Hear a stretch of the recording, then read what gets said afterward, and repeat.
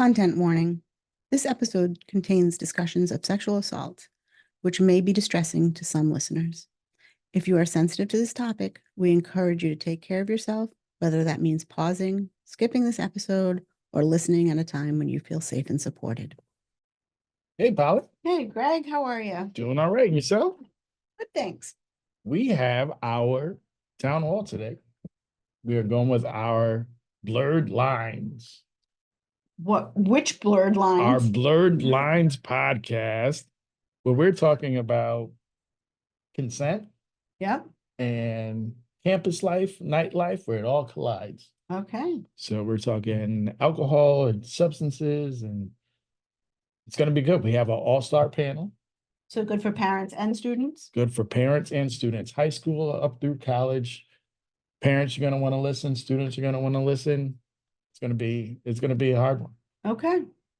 So without further ado, joining us today on Totally Preventable, we have Jennifer Simmons-Kaliba of RAIN, Amy Ward of Safe Bars, Michaela Helwick of Dance Safe, Sloan Farachek from We Love Consent, Shale Norris of Safe Bay, Elizabeth Gallagher from the Women's Resource Center, Officers Brittany Ripke and Officer Mary Scott of the Newport Police, and Jocelyn Rivera from Salve Regina University. Let's start right at the beginning. Those first weeks of school, it feels exciting, but for many students and parents, the hidden risks aren't always obvious. Let's hear from each of you. What should students and parents know as they step into this new chapter of school? So, Michaela, let's start with you.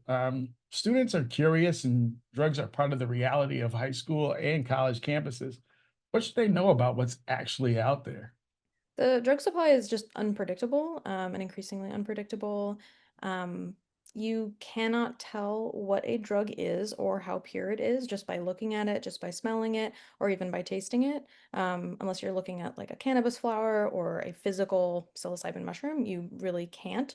This is particularly true if we're talking about anything that is in the form of a crystal, powder, or a pill. You cannot tell what's in it just by eyeballing it. Kendall, students don't always realize trafficking can happen on campuses and in nightlife.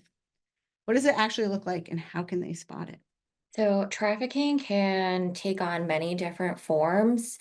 A myth is that it's going to be someone, driving a white van, grabbing someone, and then forcing them into trafficking. But a lot of times it's subtle. It's by someone that the victim knows, whether it's a family member or an intimate partner.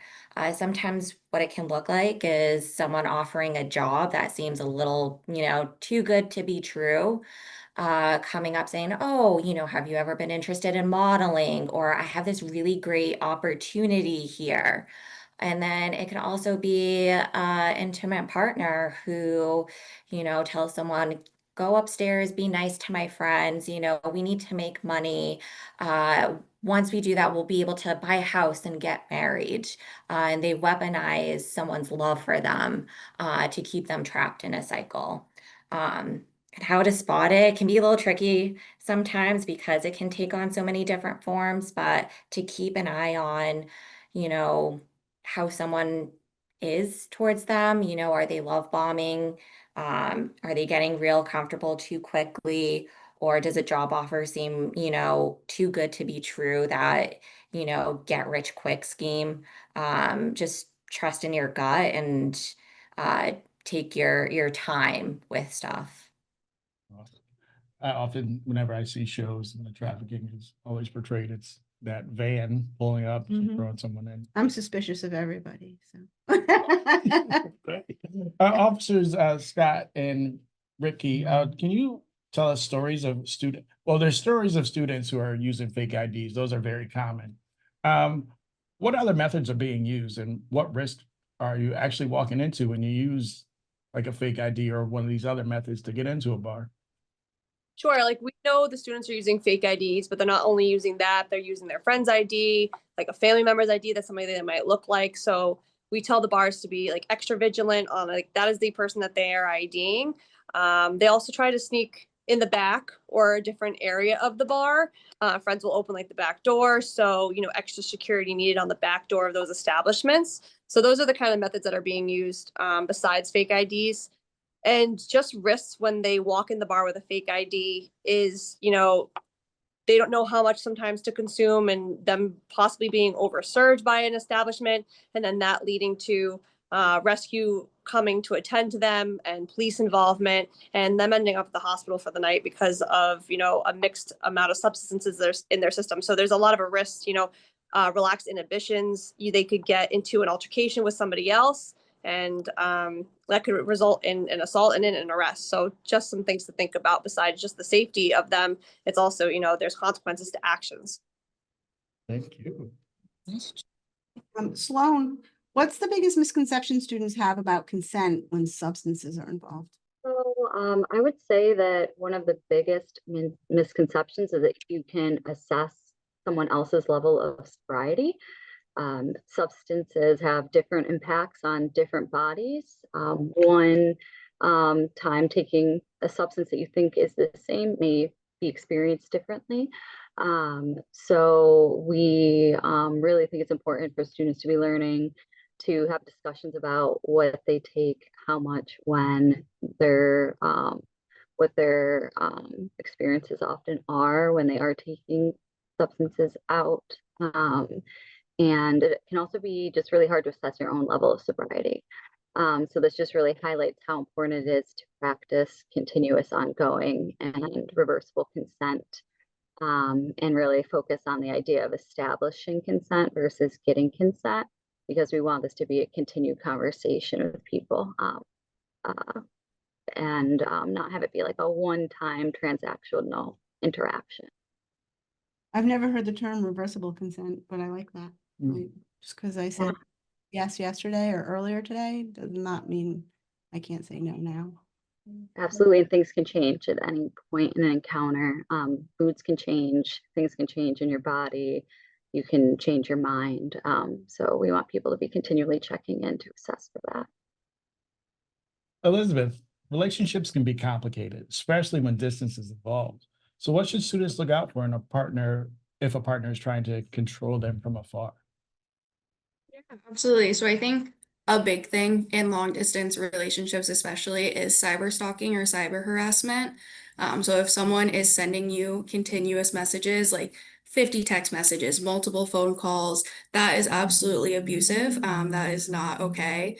If someone is asking for all of your social media logins and checking up on you that way, that is also very concerning behavior. Someone asking you not to spend time with your friends, isolating yourself, anything like that can be very concerning.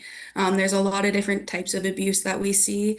Just because someone isn't physically harming you does not mean it's not abuse. There are a lot of different ways it can manifest, especially in a long distance relationship. Just kind of look out for all of those standard signs you see of like trying to isolate you, putting you down, blaming you for things that aren't necessarily your fault, or shifting the blame onto you for their own actions. But I think it specifically, the cyber stalking harassment is getting more and more common, but is less protected because it's so new that people don't necessarily know what to do with it. It is illegal in Rhode Island, so that is good. Definitely report it to the police if that's happening to you. But I think just be very vigilant of it and make sure they're not, continuously reaching out when you have explicitly stated that you don't want them to, or if it's just going beyond that level of maybe a little bit extra text, like 3-5 texts in a row is okay, but if it's going to like 10, 15, 20, that's concerning. Jennifer, parents may not realize the first few months of college, known as the red zone, are when students are most at risk. What should they talk about with their kids before move-in day? Yeah, I first want to clarify that while the red zone is talking about kind of August, September, October, November, that time frame when freshmen or transfer students are new to a school, the term the red zone, it's really troubling actually, because if you think about it as a metaphor, it's talking about the area in which in a football game or a sport that you're the most likely to score. I really struggle with that as a metaphor for this time. That said, it's what people recognize and know. So one, I think we have a job ahead of us to change that terminology about the red zone and how we talk about it. But also that time of year, like if you consider the fact that 1 in 4 women are going to experience rape or sexual assault on a campus through either physical violence or force or some sort of incapacitation. And I'm talking about women there, but if you think 1 in 100 men, in a group of 100 men, average kind of campus frat size, right? 7 of those men are going to experience sexual violence. So 1, it's not just a women's issue. 2, men can be sexually assaulted as well.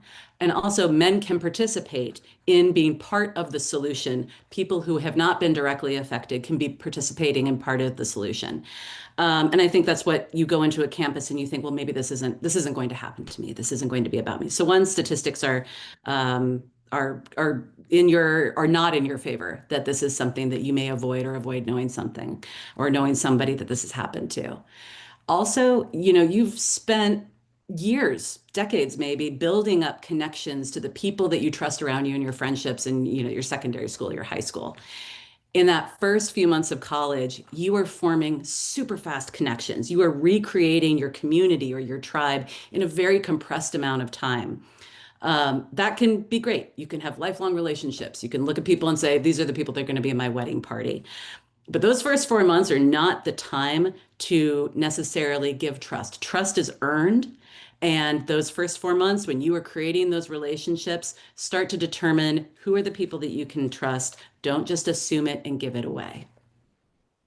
You blew my mind with the red zone because putting it the way that you just put it, I'd never thought about that. I always just felt comfortable calling it the red zone, but right.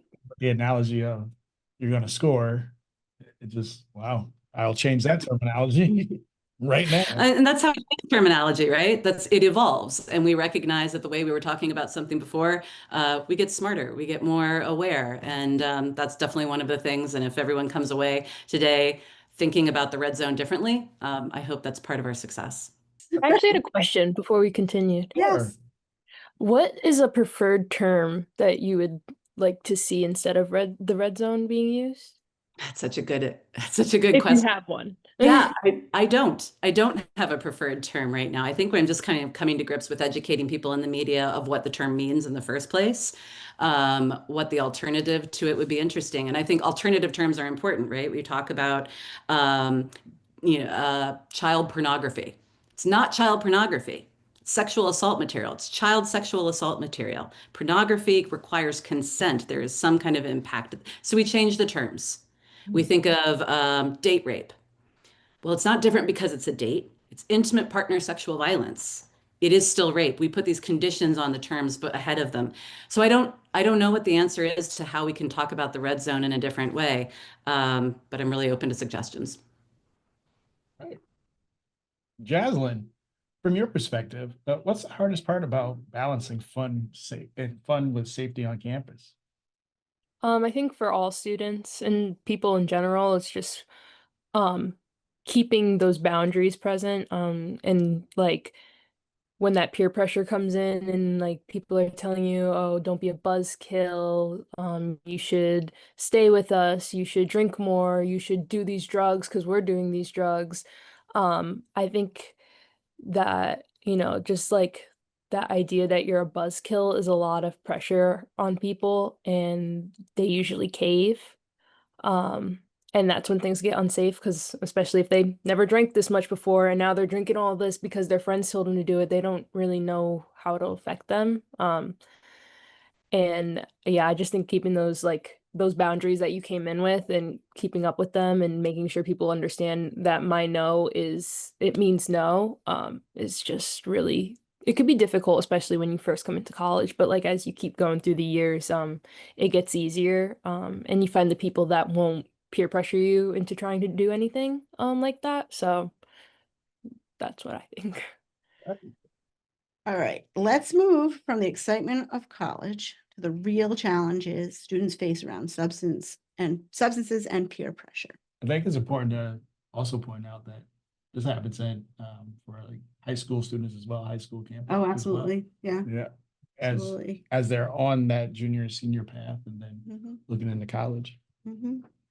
Shale, parties and late nights, things can change in an instant when substances are around. How do you protect yourself and your friends when alcohol and drugs are part of the scene. Yeah, I think it's very difficult. And I think, like Sloan said, and all of us, I think, in this work know,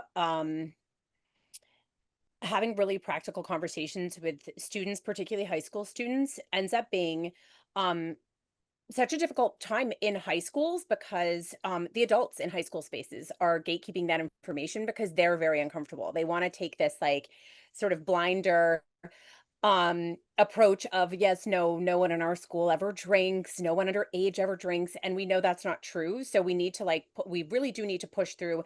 I think if we're seeing adult gatekeeping, making sure that information is directly in the hands of kids, so that if they are in those situations.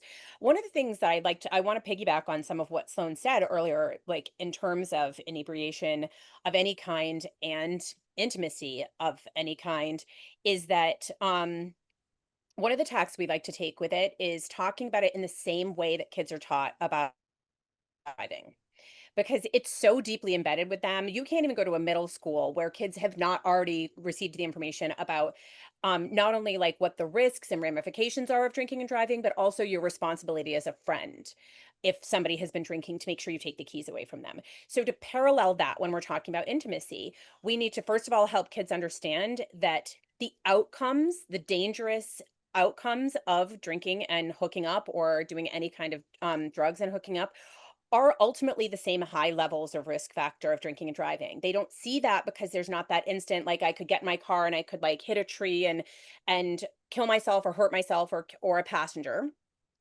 But what we need to help them understand is that the rates of suicidal ideation among teenagers who experience sexual violence are that high. Anecdotally, I've never met a teenager who has experienced sexual violence who doesn't experience suicidal ideation. But even the statistics, the practical statistics we do have, no, it is incredibly high. So we need to take that really, really seriously. So when you're thinking about going into a party situation, how can you be really conscious of knowing what your limits are? Like if you've had too much to drink to drive, then you have had too much to drink to hook up. Get that Snapchat handle, revisit it. And the same is true if you have a friend that you're seeing is drinking, or if you have a friend that's really trying to approach someone who's been drinking. Let's apply that same active bystander rule that is so deeply embedded in them when it comes to drinking and driving, so that they can think of that same set of rules when it comes to intimacy. And I think like helping to empower them with that knowledge is and that understanding of how high risk the issue is really important. But then also having parents be really, really locked into talking to kids about what their expectations are, but also helping.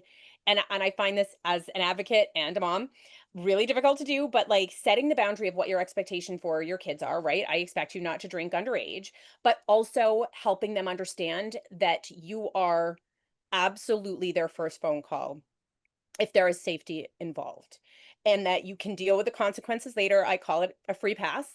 And you can deal with the consequences later of like that you broke the rules if you snuck out or if you're drinking when you shouldn't be and things like that. But ultimately, your safety and the safety of anybody around you, make sure I'm your first phone call. You will not be in trouble because you protected yourself and somebody else, even if you have broken the rules. So I think all of those things are really important factors to helping kids and families in general think things through. Oh, and Amy, kind of to piggyback off of that, when it comes to parents and having that conversation, how can parents encourage their kids to choose venues that are trained or certified to keep patrons safe? Yeah, I mean, it is having those frank discussions. I think being able to, when we're in Rhode Island, we have a chapter there that's going to be doing a bunch of training. We give out window clings that explicitly say that this bar has been certified. So we teach them to be able to look, you can teach them to be able to look out for those specific spaces that already proudly claim that they are doing that. You can provide a list of different spaces that, as a parent, you could provide a list of spaces that already are doing those things. You could also ask them to please ask your friend group, what do we know about the different bars in here? There's word of mouth that is very true and is very helpful in these situations, and making sure that, encouraging them to be in groups when they're going out, whenever they go to any space whatsoever, try to avoid the spaces that do not have a good reputation, and make sure, this is kind of piggybacking off of a question that you have for me on here too, but it's like, making sure that they have a plan when they're going out, because like totally preventable, planning to fail is failing to plan. Like who are the buddy systems? Where are we meeting at the end of the night? Who is going to be the person that's not drinking tonight, or who is, on watch for whatever's going on? It might sound like it's a very highly regimented thing, but just having those installations in place within your own friend groups is a great way to ensure that you all are going to have a safe time out when you're going out. So encouraging them to look for those bars. Hey, I found out that these bars are here. Hey, I know that there is this chapter in Rhode Island that is doing all these trainings. Maybe you can connect with them. And hey, can you be asking the local groups and different things on campus of what bars are the right ways to go, and then having those plans in place so they can go out and have a good time, and dropping the judgment when you're talking to your kids about that too, of like, hey, I know you're going to go out and have fun. Let's make sure you're doing it in the safest way humanly possible. Here are the resources that you have. That's the best way, I think, to like make sure that they're on board with the conversation that you're having in the first place, rather than saying, don't do this, don't do that, I think that's just the quickest way to have somebody rebel against what you're trying really in earnest to communicate with them. May I ask a kind of a follow-up response to what Amy and Shale are both saying around the idea of fear of getting in trouble? And I'd be so interested what the police members on this call also think about this. So RAIN has worked in state by state to look at how can we make reporting feel safer and easier with better outcomes. 4 out of 5 students are not going to report their sexual assault. And some of the reasons that they cite, in fact, 20% of students cite the reason is fear of reprisal. The idea of, I'm underage, I'm drinking. Now I'm going to get a citation, or I'm going to get arrested for being underage and drinking, or I'm under the influence of drugs. And that fear of their own actions being then used against them when we talk about the sexual assault. I'd be interested if there's kind of a follow or thoughts from our officers on this call about that, because I know that we're talking about totally preventable, but I also would say it's not. The response and the responsibility of sexual assault is on the rapist. The rapist made a choice. The safety, we talk about, safety tips. These are safer tips. These are safer things that you can do, but there is not a guarantee that there's some magical combination that you're going to put together to make yourself completely safe, that this is completely or totally preventable. There are things you can do. And one of those things, when we're talking about that world of encouraging more people when something happens, that first call you said, Shale, that first call, the idea that they make the call in the first place. They make the call in the first place because they know that they will be believed and supported. So I'm just curious if there's any kind of reaction to that too. Officer Scott here, or Mary. To answer your question, hopefully I'll be able to.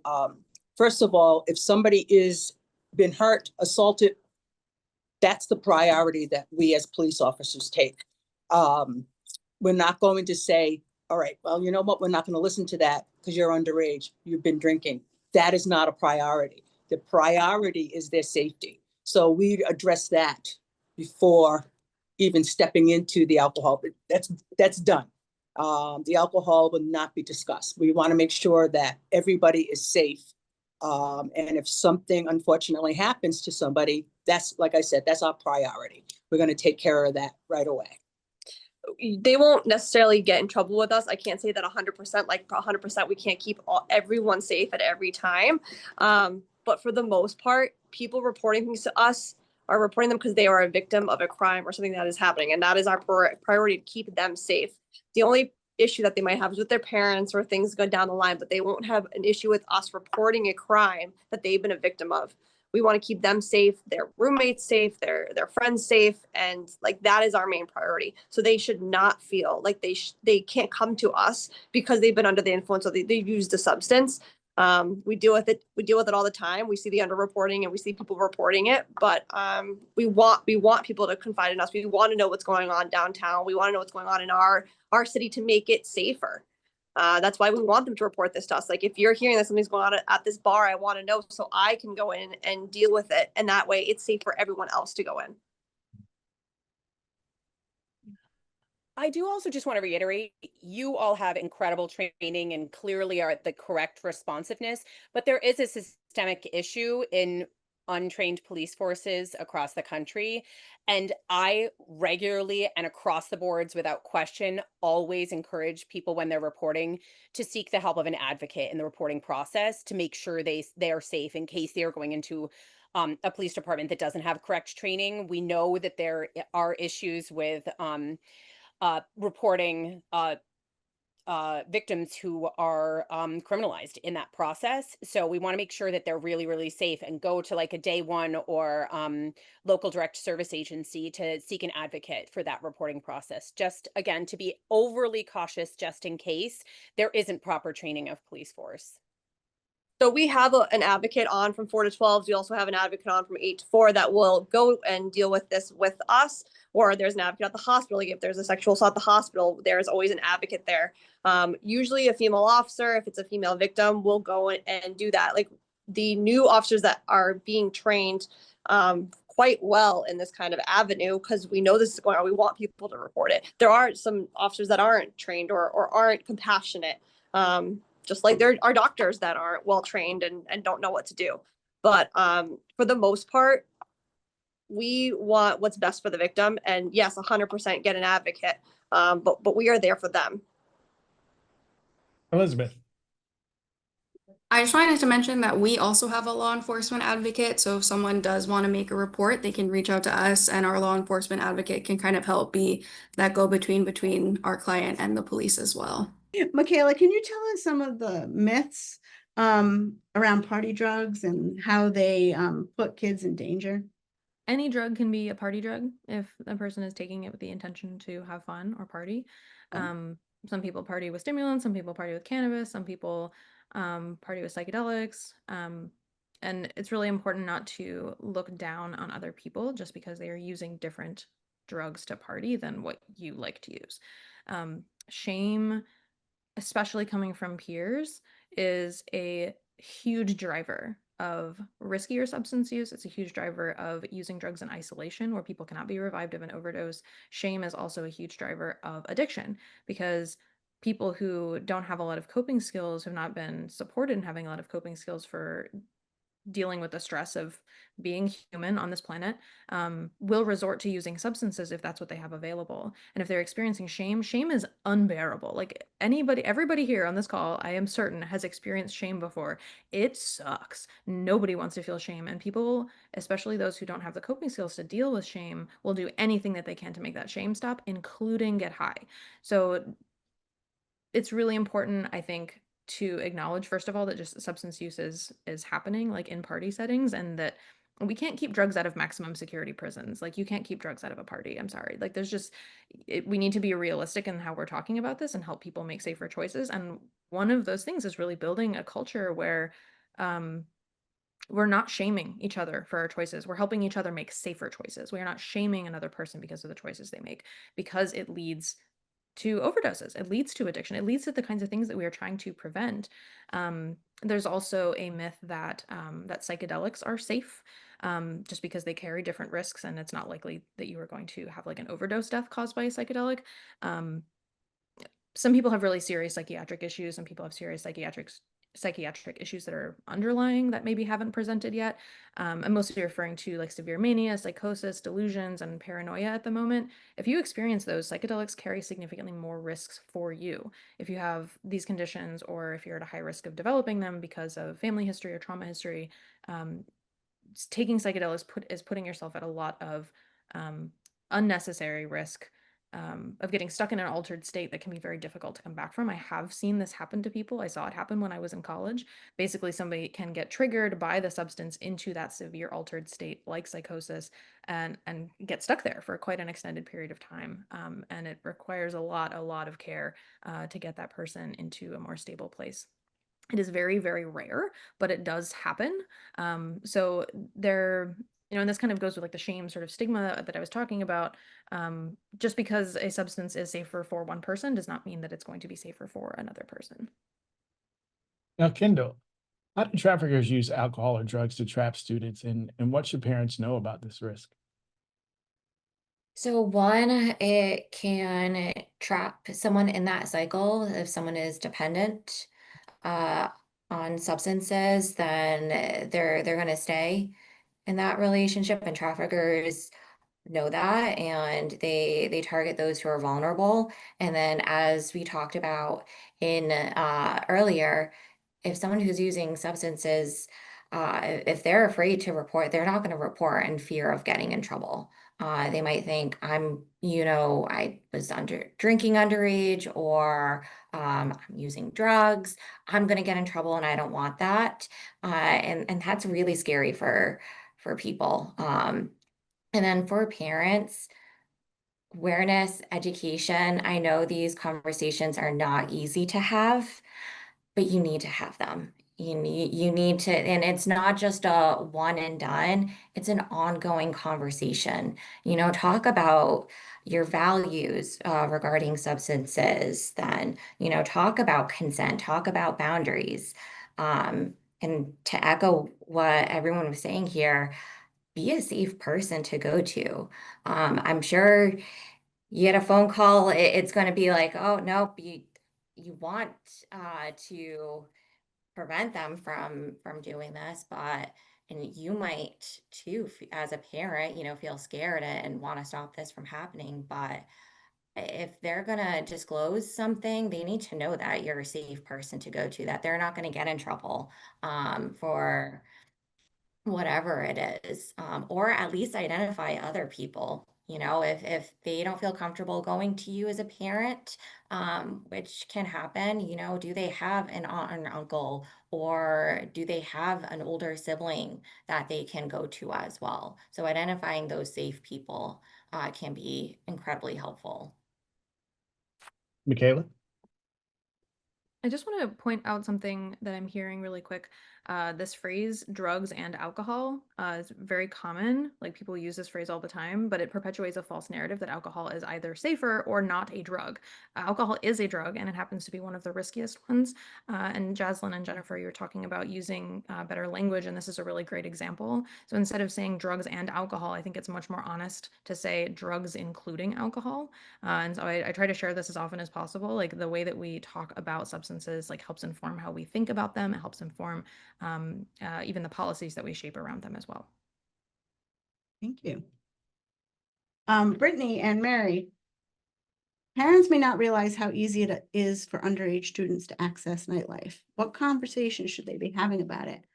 I would like to add to that, though, that some parents do realize how easy it is to access nightlife and encourage it. So what do you have to say to parents? Like we've been talking about, like, you have to have the conversation with them, and the honest conversation with them, and be that safe person for them. And that, like, if they go out and something happens to them, that they are there for them, and that they won't get in trouble. There could be consequences for their actions, like, leaving beyond curfew, but for you calling me, that's not going to be a consequence because you are being kept safe. Do you have anything to add? I think that you want the parents, I think it's going to be a difficult conversation coming from the parents to their loved one, because I think the loved one's going to be saying in their head, they don't know what they're talking about. But the parents still have to have that conversation. They have to let them know that, yes, this is possible. You might go out. I'm not going to punish you for it, but I want you to talk to me. I want you to be able to call me and say, I need a ride home. Or this is what happened. What do I do? We can see, how easy it is to get a fake ID, and for them to access the bars without the good training that the bars have. Even with a very good ID, they can still access the bars. So I think they need to rely on each other and their friend group. And just like Amy said, rely on those friends to keep you safe. Like, know your limits and stay with your group. I cannot tell you how many times I've gone downtown and, you know, they leave somebody behind and someone's left behind on the side of the road. And like, I want to make sure that they get home safe. So I bring them back to their dorm. And again, like that, if you're not in trouble, I want to bring you back because I know that you're safe. Like I took you back, but you know, just those conversations of stay with your friends, know your limitations and your limits, and make sure you can rely on each other and that you guys are the safest possible. I think it's to hear that coming from your parent, know your limits. I don't know if that's the right way to go. And I know everybody's talking about, but because if you're telling your child, know your limits, you're encouraging them to use a substance of some sort. Know your limits on drinking. I mean, what is a kid going to think? Well, my mom and dad just gave me permission. And unfortunately, there are some parents, I agree with you, Holly, there are some parents that enable it. Yeah, they do. I think I would just sort of chime in to say, parenting is hard. I'm a mother of 3. I've got a teenager that I'm going on college visits with, and we're talking about, you know, these kinds of things. Knowing what to say is hard. But I think they say what you hear something 8 times before it gets absorbed. And if one of the times you hear something is from a trusted person, and I'm going to expand that out from parents, because I think we're saying parents in a world where parents are present, parents are open and accessible, they're supportive. So let's expand that out to trusted adults in your life. If you're one of the people saying to them, you know, these kinds of pieces of advice or caution, like, I think we're right. A lot of kids are going to roll their eyes at us. That is an absolutely natural teenage response. But maybe the next time they hear it from somebody that they trust that isn't a parent or isn't an adult figure in their life, they're going to remember that and remember that again. But it's hard. Parenting is difficult. Cheryl. I also think just a safety plan among friends. I agree to double down on that. Parenting is hard, and we need like a lot of reinforcement from that sort of it takes a village mentality, trusted adults, but also just having a safety plan among your friends is so critically important. I think when I'm thinking about like some of our, you know, fellow panelists that are at Salve or even at Roger Williams University, y'all go down and you go partying at URI. And we know you do. And and so when you even think about that, that's not a bar situation. That's a whole different university campus setting. And what is your safety plan for getting people home, staying together, making sure like you know who are like people that you're meeting with there? All those types of things can again set you all up for success, whether you're going out in a local pub town or in you know, going to other larger universities. Jaslyn. So as the college student in this chat right now, and someone who goes to a Catholic university where, you know, a lot of this abstinence is taught, not just around sex, but, you know, drugs, including alcohol. I just think that what Officer Mary was saying, the giving permission, I just think I don't think it's giving permission, at least on the college level. I don't know about high school. I don't think it's giving permission, but giving kids that space so that if something does go wrong when they are consuming alcohol, consuming other drugs, that like, hey, like, I get it, you're doing this. I want you to come to me if something happens. Like if I tell you you can't drink, or if I tell like if I feel like if someone told me you can't drink, like a trusted adult, and I did drink and you know something did happen to me that I was like I don't want to tell that person because they told me not to drink in the first place. So now they're going to tell me, "Oh, you shouldn't have been drinking," or that's at least what I'm going to think they're going to tell me, you know, because I don't know otherwise. It goes back to that whole like opening the conversation with trusted adults and parents in your life. That's just my like insight into things. Thank you. Thank you for that perspective. Elizabeth, trusted adults learning. Yes. Where a whole vocabulary lesson going on today. Trusted adults may think of domestic violence as only physical. What other forms should they be aware of that often show up in these high school and college relationships? Yeah, absolutely. I kind of touched on this a little bit earlier, but there are multiple different forms of abuse. There is physical abuse, there's emotional abuse, there's financial abuse, and cyber abuse are kind of some of the main ones that we name and try to raise awareness around. But it can take many different forms, even outside of the ones I mentioned. One resource I really like to recommend to people is One Love. They have 10 signs of an unhealthy relationship and 10 signs of a healthy relationship. I think those are always great things to look out for.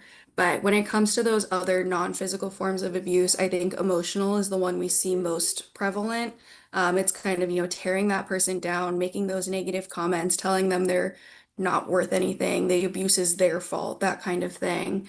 As well as we have financial abuse. So if you are like sharing accounts, if you have a shared credit card and they, overspend on that credit card, or even if you aren't sharing accounts, if they're constantly asking you for money, expecting you to pay for every single thing and pay for things that, maybe are even things you're not even connected to. Like they want you to pay for their student loans, they want you to help pay their tuition, anything like that. Most high school and college students aren't going to have the funds to do that necessarily. So it is a little bit less prevalent, I think, in those younger relationships, but it's absolutely something to look out for, and the foundations for it can be built early on.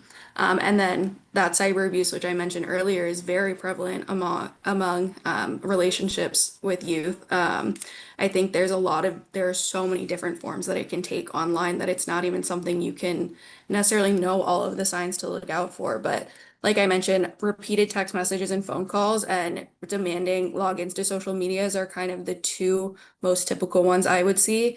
Revenge porn is also absolutely out there and very important to be aware of, and something that Rhode Island takes very seriously if it does happen. So please report that. That a lot of people can help you get that taken down off the internet, anything like that. But there are so many different things that can happen online. Like they could be tweeting about you, they could be, making a TikTok about something that happened. There's so many different social media platforms that I don't even know exist out there. So there's a lot of things to be aware of, but I think those One Love 10 signs of an unhealthy relationship is a great place to start. Thank you. Shale.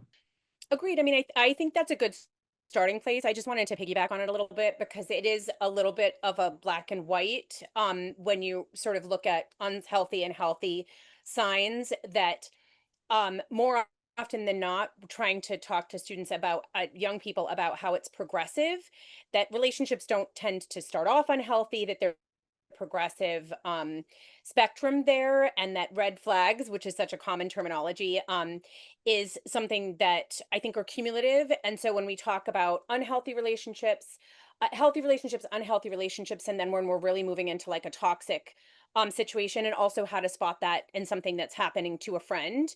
But I think when some of the most common things when we think about the day-to-day use of technology among kids, I just wanted to add on was that some of the most common conversations I end up having with high school students are two things. One, sharing of locations. And we talk about how, like, if you're kind of looking at that column of healthy relationships, sharing locations is something you do with parents sometimes, like that can be very healthy, and it can mean like you care about that person getting home safely and you just want to make sure they're okay.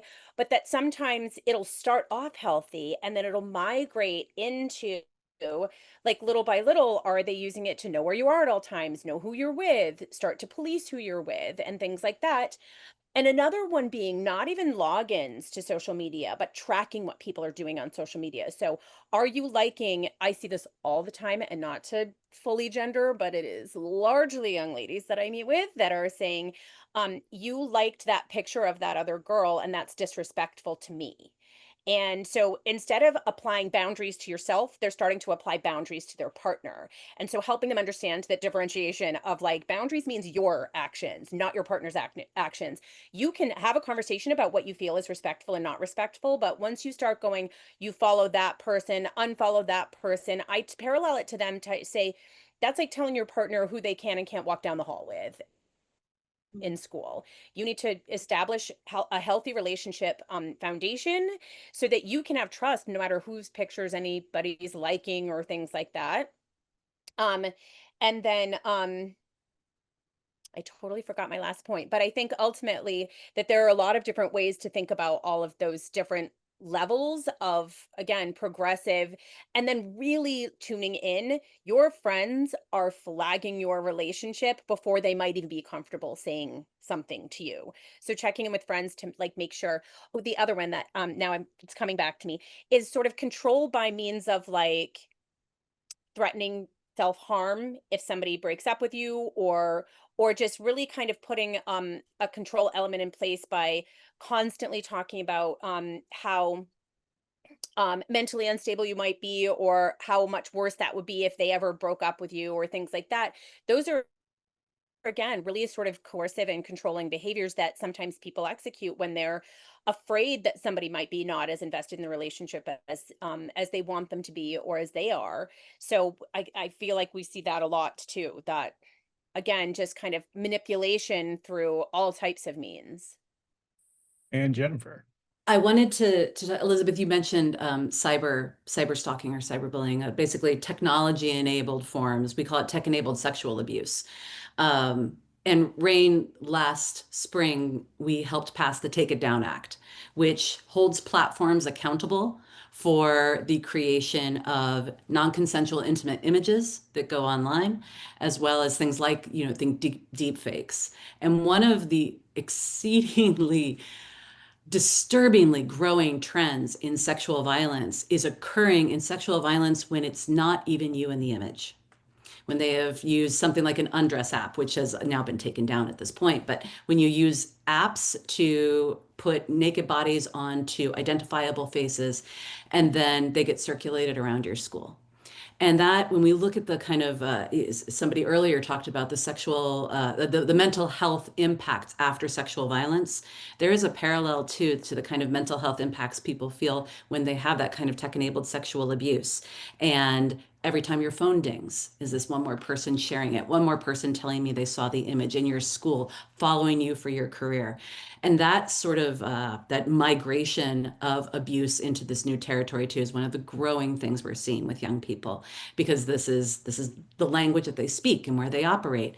And then the idea, I think somebody brought it up earlier, shame. Every single person on this call having experienced some kind of shame. Now compound that with that shame being shared with the entire world. So there's when we think about, I said earlier, parenting is hard. Being a kid today is hard. Being a teenager, being a college student, navigating and migrating this ever-changing world is difficult. And I'm so glad for these kinds of conversations where we're acknowledging that and acknowledging the kind of threats that kids face today, and hopefully more and more parents who are, it's not stranger danger. It's not 60% of the people who are sexually assaulted by somebody they know. Children, it's 98% of children are sexually assaulted by somebody they know. And then now take it to the internet and this entire world opening up. It's a challenging time. And I think conversation is like these is the way to go. Jennifer, while you're talking, when alcohol's involved in and it kind of blurs the line between consent, how it doesn't kind of, it does. How do you help students understand that it's not their fault? I think one of the beautiful things about this generation, I just said how hard it is, right? But this generation understands consent in a way that I never could have conceived of. When I was going to college in the 90s, the idea of consent, we didn't talk about consent. It meant something like being consented to be searched by the police or something. Like, we didn't have this vocabulary. This generation of young people coming up, they have a vocabulary that already is helping them understand that, you bring alcohol and drugs into the conversation, but consent is still a thing. I think it's also incumbent upon us as the adults surrounding children, for us to think about the idea of consent in new ways, for us to think about, this isn't what, this victim blaming idea that what they were wearing or did they say no enough. We have a concept of the idea of the perfect victim. And I think media plays into this a lot, right? They cry at the right times. They get all the facts of their story in the right chronicle order to make sense. They were doing everything quote unquote right. And when we look at the idea of you have to be the perfect victim to be believed, consent comes into that conversation. The more we can undo that concept, and I think this generation is absolutely leading the way, the more we can undo that concept, the better. And then, like, let's just bottom line this. The only person responsible for sexual assault is the perpetrator. Full stop, period. No other fact involved in here. The rapist is responsible for the rape. Like, say it out loud with me, please, because that's the piece that I think will help more people know they are not alone and it is not their fault. Amy. This is my favorite thing to talk about when I'm training bartenders on how to prevent these things from happening. Echoing that thing, it's like when we're training bartenders on what to look for, we make it very clear, like we know that we work in the alcohol industry. I'm also a 30-year vet of the of the industry. I started at like 14. We know that we're working with alcohol. We can prevent and mitigate a lot of the harm that is caused by alcohol. I think calling out what alcohol is in the situation is the way in which we can make people understand that it's not their fault. We know that alcohol is used as a camouflage for the behavior of the people who are doing the aggression. We use aggressor and target when we're talking about the players involved. It is a way to camouflage their own behavior or to incapacitate a person that they're trying to target. So making people very explicitly aware of the role of what alcohol is another way to reify that it is not the fault of the person who was harmed because of this. This is what alcohol can be used as. Alcohol is a weapon. And being able to make sure that, like, we use the silly over the top analogy that a person could be naked dancing on a tabletop with permission of the space that they're in, and a sexual assault will not occur if an aggressor is not present to commit that thing. So saying the same thing that Jennifer said, just in a different way, however we need to make that land is important. And even going back to that language that we're using when we're talking to college students about this, it is not telling them, not policing or saying what they should wear when they go out, because again, that's victim blaming, shaming narratives. Same thing as watch how much you drink, because that's another victim that's putting the onus on the person who's targeted with violence to take care of themselves, when it should be that the aggressor doesn't do that in the first place, and that the bystanders are paying attention to what's going on and intervene when they see stuff happening. So I think those are all pieces. Sorry to get heated. This is my favorite thing to talk about, but like that, those are all pieces of the puzzle to make sure that people understand, people who are harmed by another individual know that it's not their fault when alcohol is involved in that. Take it out of the conversation. It's not about that. It has been used against them in that space. And that's why we need to, like, just have those frank discussions about what alcohol's role actually is here. Jaslyn. One of my favorite videos that is played and shown to people when we're talking about consent is like the T for consent video. It was shown to me. I actually work as an intern at Day One. And during our training, as an advocate, they showed us this video. It's like T for consent, and it's just being like very simple. Like, if someone doesn't want tea, don't give them tea.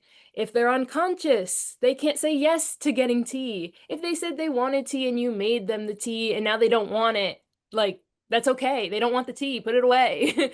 And I just think that's like really, like, it's simple, it gets to the point, and I feel like a lot of students, like, especially since it's kind of funny, a lot of people like really resonate with it. And like that goes to how Jennifer was saying, how like our generation, like, we have those like tools to be like, hey, consent, you need to get it every time that you want to have like some kind of like interpersonal relationship with anyone. And I just think that like videos like that are like really like, they make consent not seem like a lecture. And I think that's really important to getting the attention of students and keeping their attention. Even though, I mean, it shouldn't have to be like, like super, super fun and like not serious, it still should be serious to some level. Michaela. Something that I feel like I'm still learning and internalizing is all of the different ways that assault looks when it actually happens. Um, Popular culture, I think, teaches people that assault or rape looks like this big violent interaction. The times that I was assaulted, it did not look like that. It was multiple crossings of my boundaries, asking to slow down, asking, I'm not ready right now. Can we cuddle? And it escalating to this point that I did not have control over, and I felt safe. I felt unsafe saying, I don't want to stop. I need you to leave my house. I felt unsafe because I thought that person was going to harm me. If you tell someone to use a condom and they just put their bare body inside of you without your consent, that is rape. That happens all the time. And we're not talking about the way that this actually looks when it's happening. It's so much more sneaky and insidious, and it creates a lot of confusion for the person who was harmed, because we're laying there like, what? Like, I'm so confused. Like, how did this happen? How did I let this happen? And not even being able to put the words assault or rape to what happened, because we weren't taught that that's what that was. And then there's the guilt, and then of course the shame of all of that. So if these things happen to you, we've said this many times, so I'll say it again, it's not your fault. I think it's important that we talk about the different ways that this can play out when it's actually occurring, because the ways that we see it in popular culture are not typically the ways that it actually happens. Jennifer. I was saying rape is responsible. The rapist is responsible for the rape. I'm saying that because I think that's a word that a lot of people are afraid of. But you're right, Michaela, extending that to sexual assault looking different from what we might conceive it to be, and calling it what it is. One of the number one things that gets asked when people call RAIN's National Sexual Assault Hotline is, I don't know, was I raped? Because we can't, the concept of all the different ways that violation can occur, we expect it to look one way. As victims, we expect it to look one way. As allies, we expect it to look one way. As just kind of observers, as everybody has their variation of what they think it should look like. It's a complex question, and there are plenty of state by state, very legal, clear definitions for what is sexual assault versus sexual abuse versus rape. That's why we talk about kind of the all-encompassing term of sexual violence, because it covers all bases and it is a non-legal term. But it's, you bring up such a good point. Yeah, just adding on to that too, because I can't agree enough. The depictions in media and just our general cultural understanding of sexual violence being violent, but particularly among teenagers and even college students too, that oftentimes what we see are assaults that happen among people that very much know each other and are in a friend group.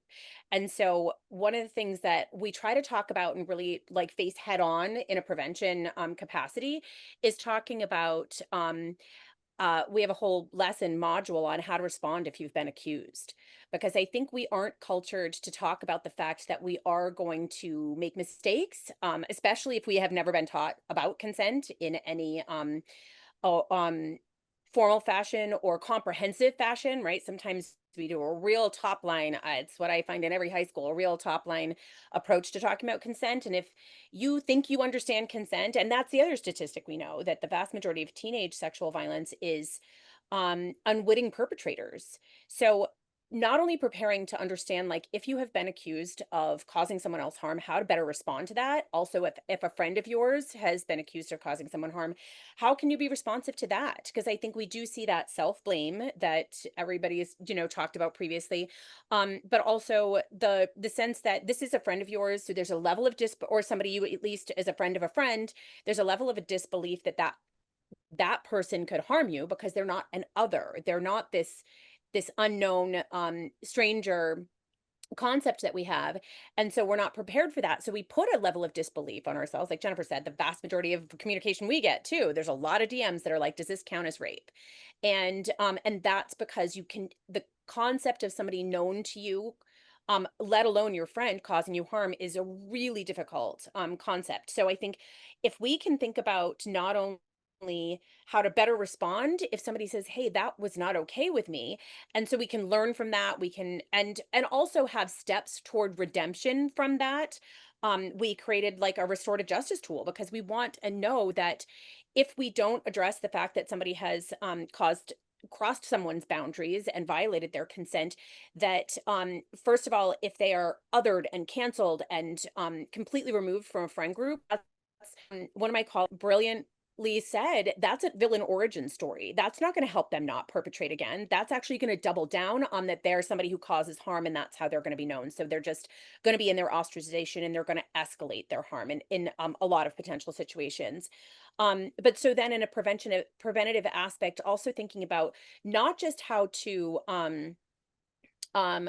understand and recognize revocable consent, that somebody can change their mind at any time under any circumstances, but inviting a no.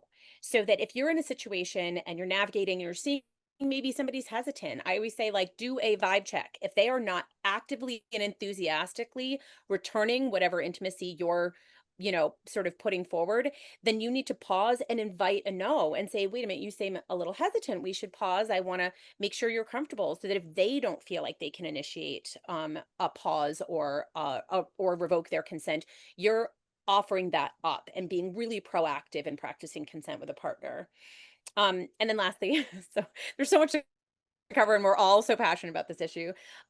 Thinking about positive stories of consent. One of my favorite things that we've fostered is this idea that came from a couple of college students who created an idea of stories of consent, where we talk about positive stories of consent, where people are reporting out, this is when I felt really seen in a relationship. This is when somebody really honored my bodily autonomy and made me feel really safe. And so sharing positive stories too, kind of along the lines of like Tia's Consent, which was created by a brilliant artist in Rhode Island, for those of you that don't know. Thinking about the ways that we can tell positive stories too, so that we have something to model after, not just something to make sure we don't do. So I think those are really important, like positive messages too. Great. Sloan, trusted adults often struggle to bring up the topic of consent. So what's one way that they can start the conversation without making things uncomfortable? So I think one of the key things is to keep it casual and light and not have one big talk, but to have a series of smaller ones. And it helps to start young as possible, and try to sneak it into daily conversation, especially if it's pertaining to something like bodily autonomy or the feelings of others or intellectual or personal property, or respecting identities. And we really want to make conversations about about consent, not just about sex, but consider consent as a daily practice for other areas of life. So really like looking for opportunities in daily life to model practicing and checking for consent, like moments where you can point out where something is or isn't consensual and how to make repair. So some examples, like for younger kids, don't make your kid kiss or hug that family member that they desperately don't want to. Involve your kids in big family decisions, because those decisions impact them. They might not be able to have any final say, but let them, join in on the conversation. Model bodily autonomy by pushing back to uncomfortable compliments. A friend of mine gave a recent example where a elder person grabbed her arm to look at her tattoo and pull the arm closer to look. And there was an opportunity with a parent there where they could have talked to her later or in the moment to say, hey, people don't have the right to touch you. It doesn't matter if they're an elder. That's your body. You can tell people no. Even the concept of a handshake, we all automatically stick our hand out for a handshake. How often do we actually want to do it? Do we consider that? I love that example. That one kind of blew my mind when I heard it. So really just trying to incorporate it into daily life and not make it this big sit down, birds and the bees heavy topic. I also think like talking about consent positively, like there's such a like it's so often connotated with assault that like I really love the idea of positive examples of consent. And we want to like celebrate when kids are practicing consent, celebrate like the fact that it makes things more enjoyable, it preserves relationships.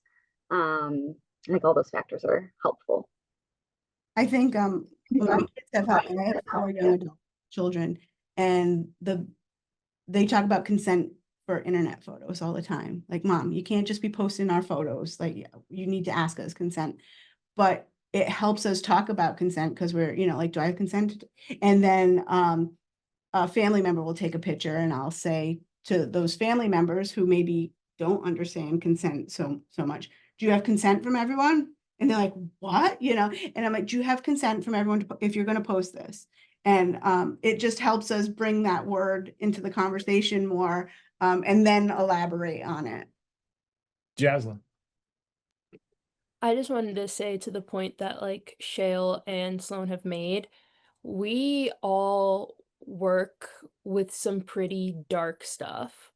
Um, like talking about assault and violence constantly, it's really dark, and you don't want to be like, especially like I'm trying to, advocate on my campus and like spread information about sexual violence and consent and things like that, and like the constant negative isn't like drawing people into wanting to know more, like people don't want to constantly be brought down with, oh, like 1 in 4 women get raped, talking about how, that first semester, that first beginning part of the semester is the most dangerous time for a woman on campus because, there's a higher chance that she's going to be assaulted or that he's going to be assaulted. And just talking again, like Shale and Sloan said, about like those positive moments of consent and positive like experiences where you've said no and this person listened, or talking about like comebacks from being assaulted and how this person like persevered and now how they help others. Like just positive things sometimes just make this work feel a lot lighter, I think. Sloan. One of my favorite quotes with consent that I once read in a BDSM book actually was saying that whatever is lost in negotiation is more than made up for in anticipation. And I like to add, and safety and comfort. When we feel safe, we can play more. When we have a safe container, we can go a little more wild and explore and learn more and get more out of the experiences that we're intending to have. So I like thinking of consent as a tool and a necessary one to foster the experience that you want to have in an intentional way. Jaslyn, can you tell us what pressure students are facing when it comes to drinking and hooking up? And how can you push back against?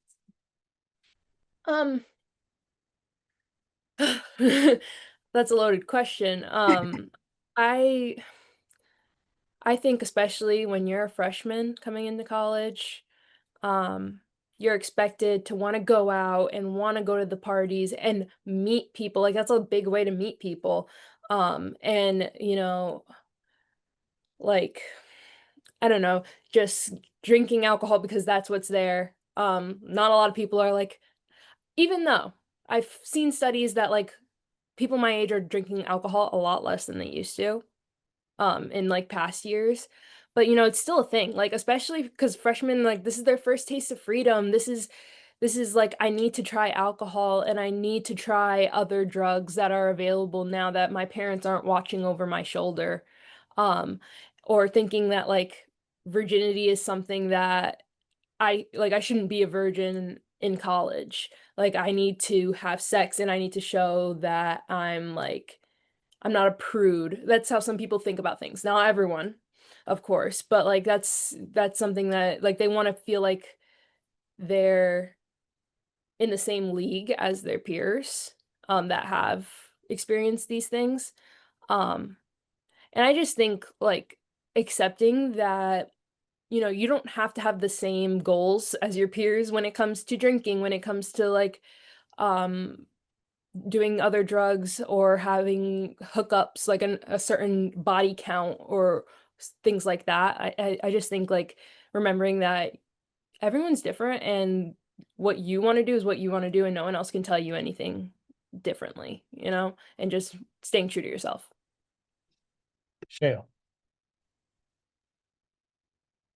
I also just so great. I mean, I really think you hit like a lot of the aspects of what comes up, and for younger people is like, I think all of us remember like our deep quest to feel or seem or act older than we actually are is so real. But I think that's when talking about power imbalance and really setting the tone for somebody that's a lot older than you, or even sometimes a little bit older than you, there's a power imbalance there, and being aware of that, and being aware that you know, I even had like a couple of my young leaders sort of talking amongst each other when they were talking about going out with somebody older and saying, you know, you're not exempt from being groomed or a power imbalance that you might experience. Sometimes power imbalance is when one person's more experienced as well, and you feel like, again, to you feel like you need to be more experienced, or at least act like you are. But also sometimes if one person likes another person more, and they're like pushing their boundaries beyond what they really are to get that other person to like them and be seen. So I think there's a lot of vulnerability there too that plays into those like expectations when you get to college or even before that. So power and balance, such a critically important piece of that conversation. Elizabeth. I think it's also important to talk about how much like dating culture has changed. Like, I think a lot of the time people like to qualify dating as like situationships now. So it's like you have like this established, you know, dating history, but you're not actually in an official relationship, and people don't necessarily refer to that as dating anymore. So I think that also can play a big role into like the danger of that situation in which people don't necessarily feel like that counts as like violence or abuse or anything like that. But that's why we're kind of trying to change it more to like intimate partner violence. So like even if you don't have an established relationship where you're not, you know, you're not boyfriend girlfriend, you're not boyfriend kind of thing, you're still in a significant dating relationship with this person. If you are going out on dates with someone, you are dating them. And I think that's something a lot of younger people don't necessarily understand, because this whole situationship question has kind of come up more. And I think also with dating apps, it changes it so much because you're talking to so many people all of the time. Like if you're on dating apps, you're often having conversations with multiple people at once, or going on dates with a lot of people at once, and this is becoming more and more common. So I think those lines get blurred a lot more easily of like, is this domestic violence? Is this abuse? You know, is this enough of a relationship for me to actually report this and get help for it? But even if you don't know this person, you went on one date and you hooked up and didn't feel comfortable, or they said something, like that is still valid. It's not, you don't have to be in a significant dating relationship or be boyfriend or have that defined conversation for it to not be okay, or for you to get help in that situation. And I just think that's something that gets overlooked a lot, especially if it's happening before you consider it to be a relationship. Jaslyn. So there were a lot of points that were made that I want to speak on. With the power imbalance, I think media a lot, like I watch a lot of rom-coms. I love a good rom-com.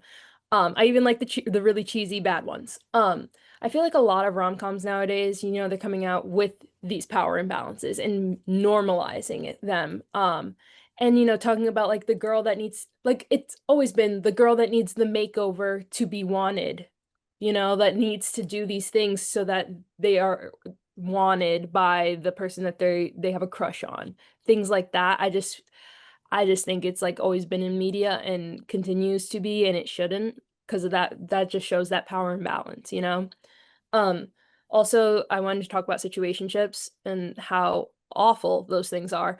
And that shouldn't even be a term. And talking about like, yeah, like just because it's a situationship and technically you're not dating, you're not boyfriend, girlfriend, that's still a relationship that you have. That's still someone that you are seeing in some capacity. And just because it's just sex or it's just cuddling on the couch all the time, like that doesn't mean that it can't be like something that ends in sexual violence. Sloan. I just wanted to make a note on power dynamics, in that I think either often overlooked And I think because of that and talking about them now, we also tend to have a lens that is really focused on risky power dynamic relationships. And something I just want to name is just that like power dynamics are not inherent, like power imbalances rather are not inherently good or bad. It is how they influence decisions and behaviors and how power like how is the power being shared in a situation. And I'll give an example. If I'm with a senior in college and I'm a freshman, it may be in some cases safer for me to be going out with that person because they know where to go, they know the safe people, they know what to avoid. Another power dynamic that might be an example is like going to a person of authority and having a relationship with them. I'm not saying romantic or sexual, but that like there are ways in which power in itself isn't bad or good. It's like how it's being used and how it's being shared between parties and how accessible is it. And I think the important thing is to be examining those factors, especially because some power dynamics are also like desired in relationships, and power dynamics change. You may have more power in one situation and pick you up and plunk you into another environment, and that shifts based on your identities, your access to resources, things like that. So I think it like just speaks to like really like understanding the impact of differences in power and not just the fact that the different exists. So this has been powerful. Now we'd like each of you to leave us with one final message for students and parents. And we'll start with Shale. And that question is going to be for everyone. What's one nugget that you would want students and parents to know as we leave this podcast today? And we'll start with Shale.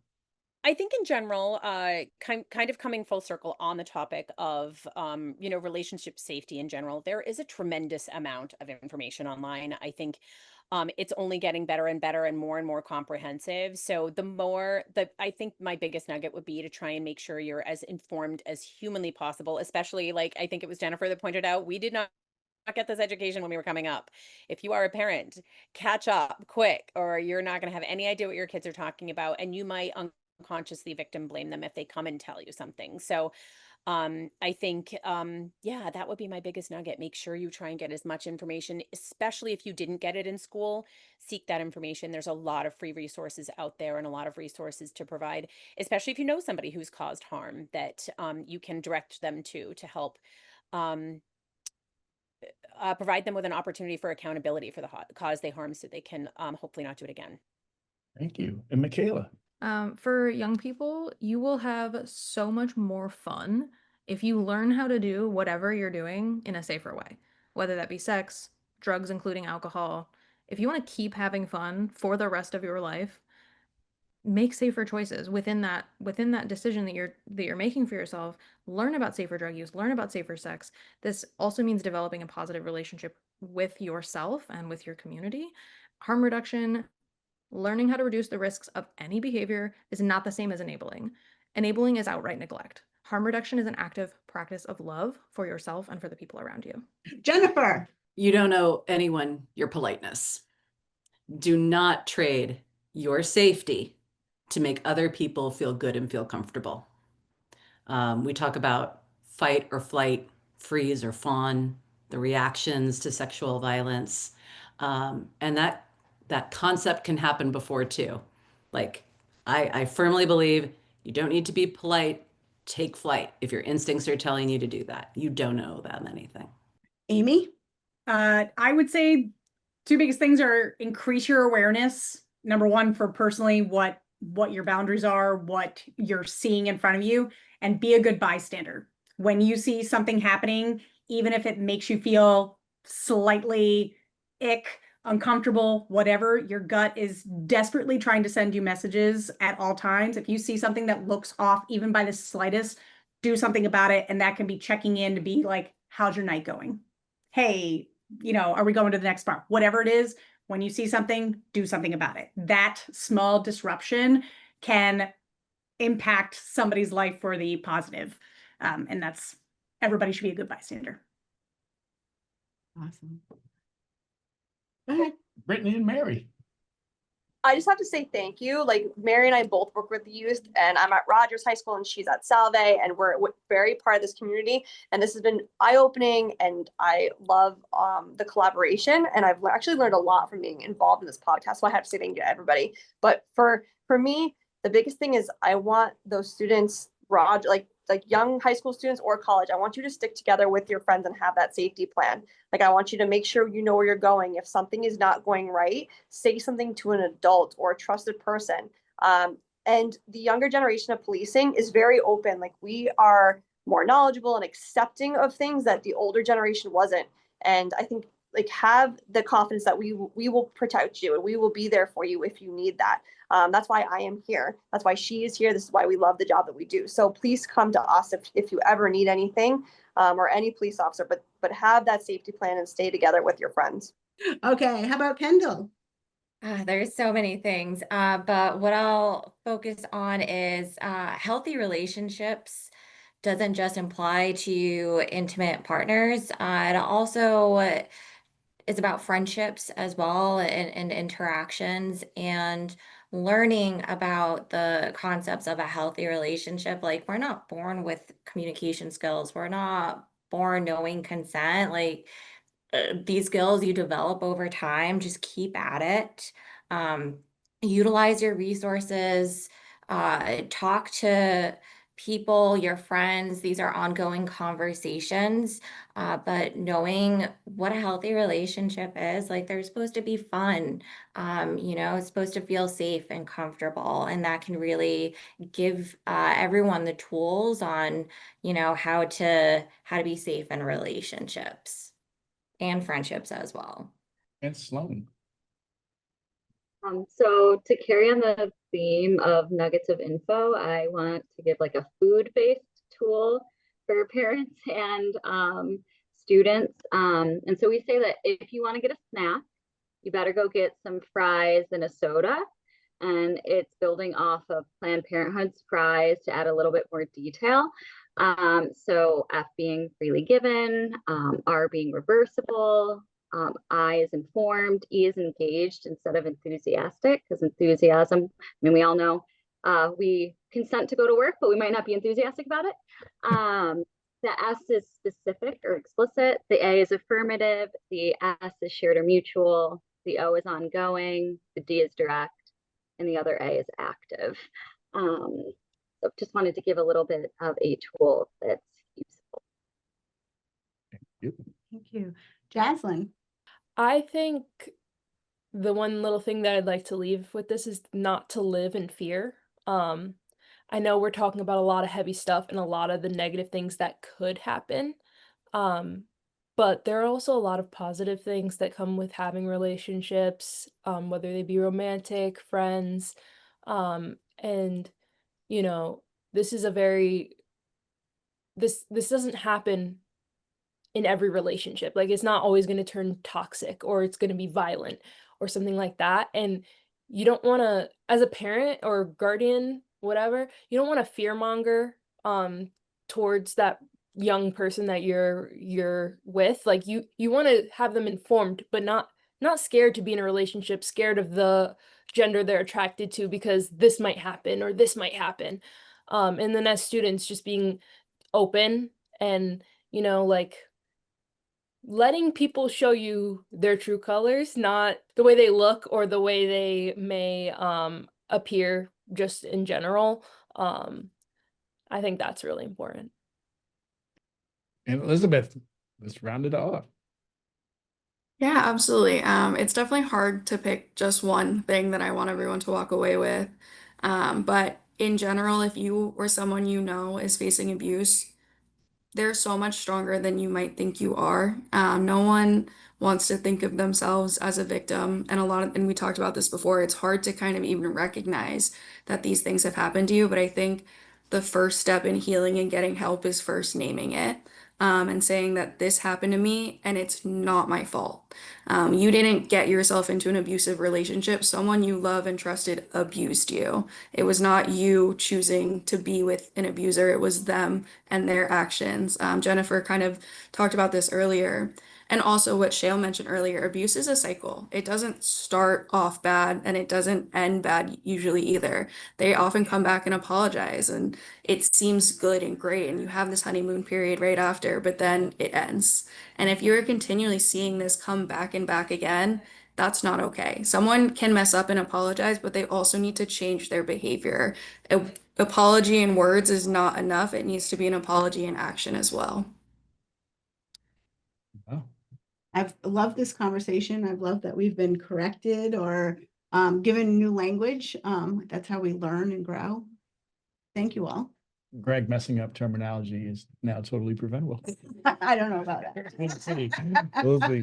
Well, thank you to all of our panelists for your honesty and your insight. And thank you to the students and parents listening. School is a time of opportunity, but it's also a time when choices matter. So if there is one takeaway that we'd like to get from today, it's this: you don't have to sacrifice fun for safety. You can have both when you're informed, prepared, and supported. So until next time, stay safe, stay aware, keep the conversations going. Thank you all.